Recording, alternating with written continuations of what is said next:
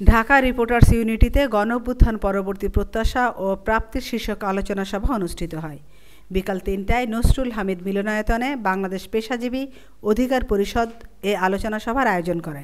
প্রধান অতিথির বক্তব্যে জনাব নুরুল হক নূর বলেন, চাই যে গণ অধিকার পরিষদ আমাদের পেশাজীবী অধিকার পরিষদের সভাপতি এবং যারা আছে সবার মাধ্যমে চাই যে এই মেসেজটা পৌঁছুক যে আমাদের এই গণ অধিকার পরিষদটা যে তিলে তিলে গড়ে উঠেছে, এখানে যেন কোনো দুষ্কৃতিকারী আমার শরীরে শেষ রক্তবিন্দু থাকা পর্যন্ত আমি বলবো যে জুলাই গণ অভ্যুত্থানের আসল হিরো ভিপি নূর ভাই।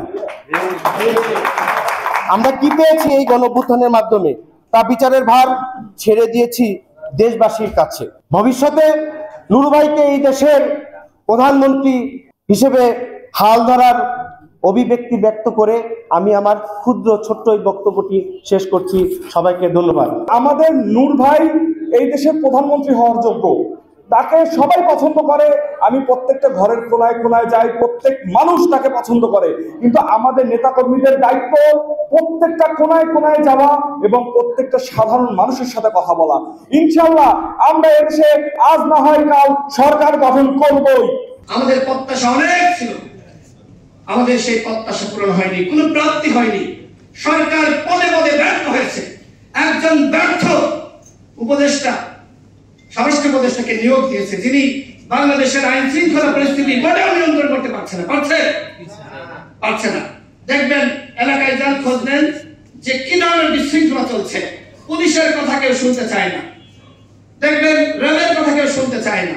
এক জায়গায় মারামারি হচ্ছে, অথচ পুলিশ কোনো অ্যাকশন নেয় না, পুলিশ দাঁড়িয়ে দেখে।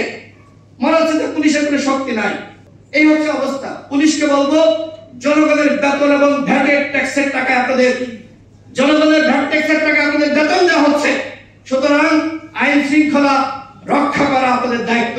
ফ্যাসিবাদের পতন হয়ে একটা নতুন বাংলাদেশের পরিবেশ আমরা দেখতে পাবো, যেখানে রাজনৈতিক দল মতের ঊর্ধ্বে থেকে মানুষ যেভাবে গত ১.৫ দশক ধরে ধারাবাহিকভাবে গণতন্ত্র, ভোটের দাবিতে, মানবাধিকার প্রতিষ্ঠা, নাগরিক অধিকার প্রতিষ্ঠার জন্য লড়াই করেছে, সেই অধিকারগুলো পাবে এবং মানুষকে আর রাস্তায় লড়াই সংগ্রাম করতে হবে না তাদের দাবি দেওয়া নিয়ে।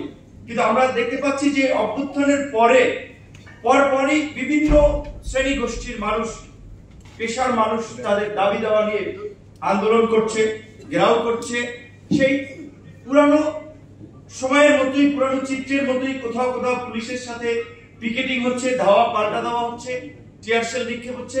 কিন্তু এই চিত্রটা অন্তত আমরা এই 5 মাসে, মানে এই 5.5 মাসে আসলে আমরা দেখতে চাইনি। তো এটা ইন্ডিকেট করে যে স্বাভাবিকভাবে মানুষের যে প্রত্যাশা সেটা পূরণ হয় নাই, বরঞ্চ রাষ্ট্র সিস্টেম আগে যেভাবে চলছে এখনো একইভাবে চলছে। এই ধরনের বিপ্লবের পরে যেটা হয়, স্বাভাবিকভাবেই সরকারি চাকরি থেকে শুরু করে সচিবালয়, বিভিন্ন জায়গায় প্রয়োজনে রাতারাতি আপনার কয়েক হাজার মানুষকে স্যাক করা, তাদেরকে চাকরিচ্যুত করা। কয়জন মানুষকে চাকরিচ্যুত করেছে, কয়জন মানুষের বিরুদ্ধে ব্যবস্থা নিয়েছে, আবার ব্যবস্থা নিবে কি? ব্যবস্থা নিতে গেলে দেখা যায় বিভিন্ন রকমের তদবির, সুপারিশ।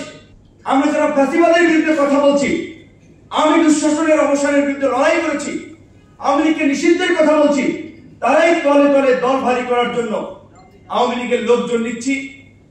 এই আওয়ামী লুটেরা তন্ত্রের সহযোগী মাফিয়া এবং দুর্বৃত্তদেরকে সহযোগিতা করছি।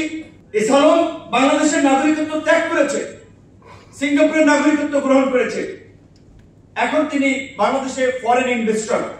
তার নিরাপত্তা, তার সম্পত্তির নিরাপত্তা, তার ব্যবসা বাণিজ্যের জন্য বাংলাদেশ সরকার লায়াবল থাকবে। আবার বাংলাদেশ সরকারই তাকে এইখানে থাকার পার্মানেন্ট রেসিডেন্স, আমরা সুবিধার জন্য লড়াই সংগ্রাম করি।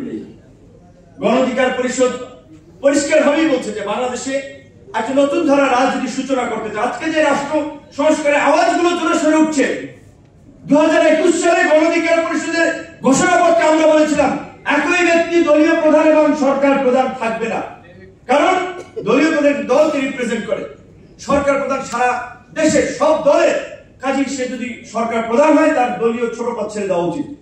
একই ব্যক্তি 2 বারের বেশি প্রধানমন্ত্রী থাকতে পারবে না। এই সংস্কার কমিশনকে ধন্যবাদ জানাই, তারা বিবেচনা করেছে। এই প্রস্তাব আমরা দিয়েছিলাম, পৃথিবীর সবচেয়ে শক্তিধর রাষ্ট্র মার্কিন যুক্তরাষ্ট্রের প্রেসিডেন্ট এবং সেখানকার মেয়াদ 4 বছর। বাংলাদেশ এই যে ক্ষমতায়, যে লঙ্কায় সেই হয় রাবণ, ক্ষমতাকে কুক্ষিগত করা। আমিনা ইসলাম, আজকের সংবাদ।